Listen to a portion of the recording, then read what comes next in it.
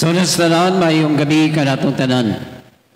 Okay, pasalamatan sa datang Ginoo nga nakatambong taning Santos nga isa.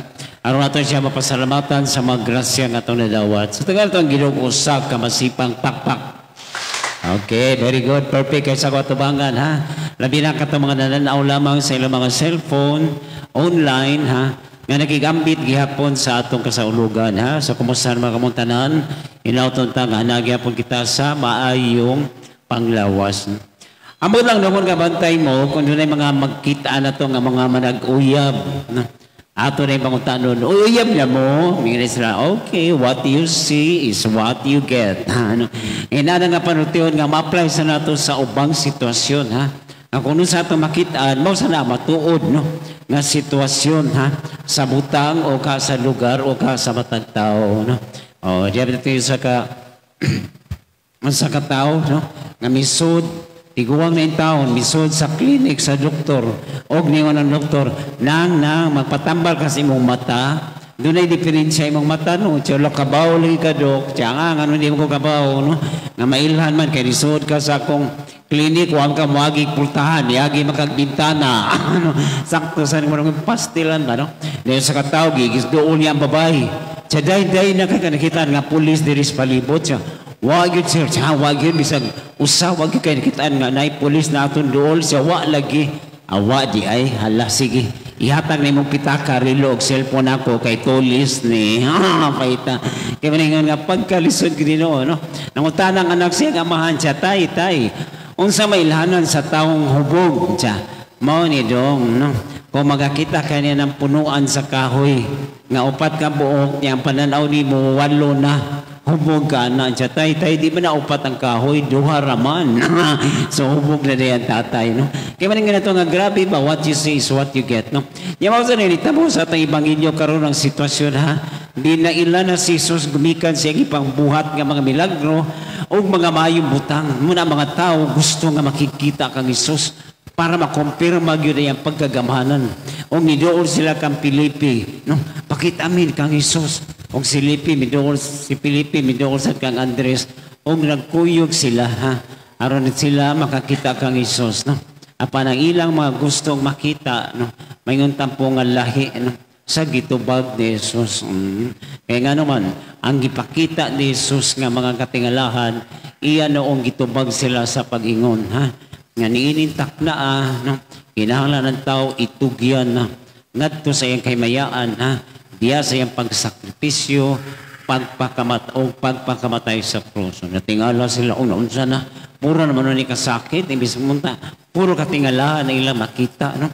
Muna magsangat ang kinabuhi ba, no? Inana, kasagaran, gusto ta nga makakita, o mga ngilig ng mabutang, gusto ta nga ito nakitaan, mauna unta.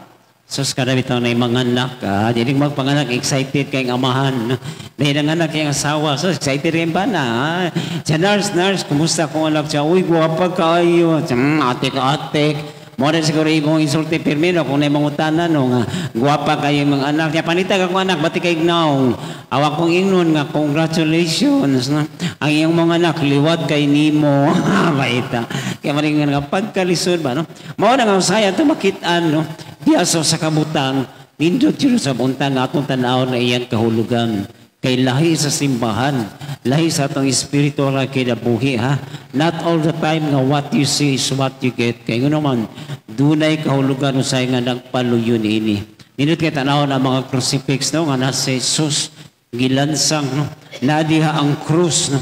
Kaya kung natong tanaw, doon na kinidaghang kahulugan, ha? Nga itong makitaan, nga kini, gibuhat ni Jesus, nga siya nagpakasakit, aron siya magmadaugon. Nga siya nagpalansang, aron kita maluwas. Yan mo na ang mensahe, ha? Niining panahon sa Kwaresma.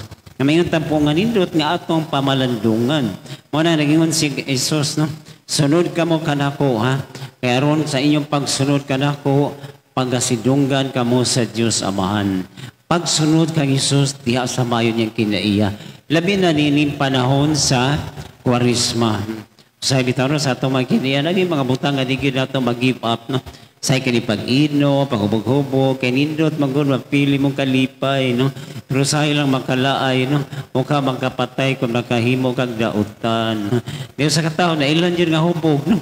Pwede niya nga wawa pag-augma kay marito yung ibuhat, no? Sa kabihan mo pre, hubog kay kaghapon. Siya naman, nisod ka sa CR, gikuha ni mo ang shower, no?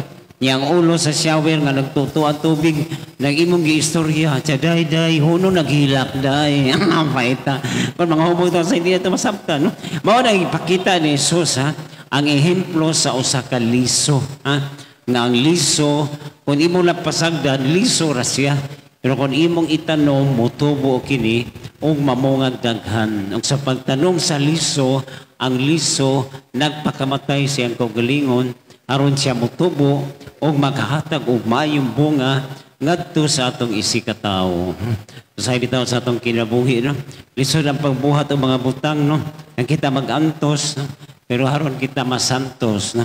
Mano sa pag-eskwela, kinahanglan jud no nga maningkamot haron makabot ang kalampusan. Debito din ang klase no. Sa ilang business subject. Nindot kayo sa tanan ha. Ipag-uman sa ilang klase, i-apply din nila paggawas. So sa lalaki, gigakos na yung babae. Siya mo kong gigakos? Siya mo na kitawag og direct marketing. Sagpaon niya. Ngani mo kong gisagpa dahi. Siya mo na kitawag og customers feedback. Waita. Nakabawasan. Pero mo na ba no? Mga butang ba nga unta matagan ginato og klaro yun nga kaulugan. Mo na iklaro sa Ginoo ha. Na kung gusto kita nga mamunga, it takes time. Doon na journey. Doon na pag-antos na nga atong pagabuhaton para makabot nato ang usa ka butang. Ha? Mo din nga kinahanglan kita magpasensya. Ha?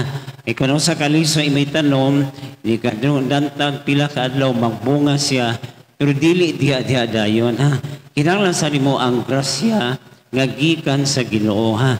Kinahanglan na to ang time nga ang Ginoo ta magpakita usab sa iyang gahom. Mo na ang pagpasensya importante ha kay way mga automatic nga mga butang. Way mga butang nga susalang ka pagpamilok imo rin makabot ang kalampusan. Kinahanglan yun ang pagpasensya. Kinahanglan yun nga magpaubos. No? Dito sa kababae, nagtrabaho siya.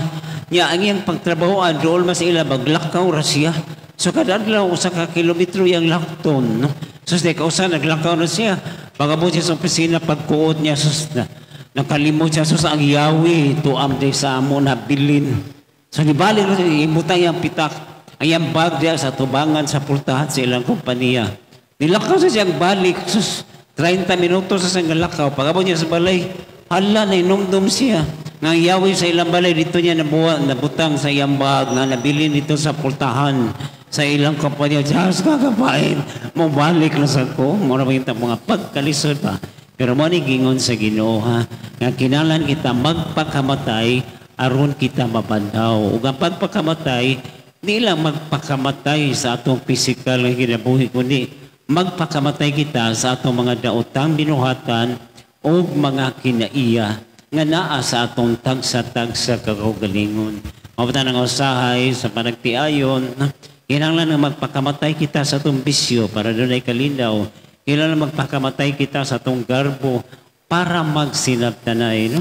Dahil sa katao, no? Dito sa sakabirhaw, sa asos, pwede niyang inom, ningon na ibong ang tindira, siya. Sir, nag-inom ka, pero mura makag nag-uol, siya, ha? Nga naman, siya, nag-away magubisa akong asawa, niyaya kong giingnan, nga watay pagdanay, pag bahala ka sa imong buhaton, no? So, sa usa ka buwan, di ko mo tagad nimo. Nya unsa may problema na sir karon man gud ang katapusang adlaw day ugma magtingugay nami sa di ako kainom pastila no usay mga butang mga di na to matalikdan nga importante di ay para sa atong ikaayong sa atong tagsa-tagsa ka pamilya nya mo ni akong hagit para kanato ha nangutana ang Ginoo kanus ama natong sugda ng pagbag-o mauna kini ang takna this is the time ha di na to laton nga uwahin ang tanan niya, dili na ito makabot ang kalipay, pinagi sa atong paghinulsol. Yan mo nang tiro nga diwa, no? Nga mensahe sa panahon sa Kwaresma. Pagbago sa atong kinabuhi, diya sa atong pagpakamatay sa atong mga daotang binuhatan. Yan mo na tayo po sa atong misa karon ha. Nung tayong Ginoo, mutabang ka na ito, sa iyang grasya, karon sa ingon makabot sa nato ang atong itinguha, nga kadaugan, sa pagbag-o sa atong kaugalingon. Amen. Manindog paliw. Karon ato iyampo ang nagatuo ako. Kitang tanan. Nagatuo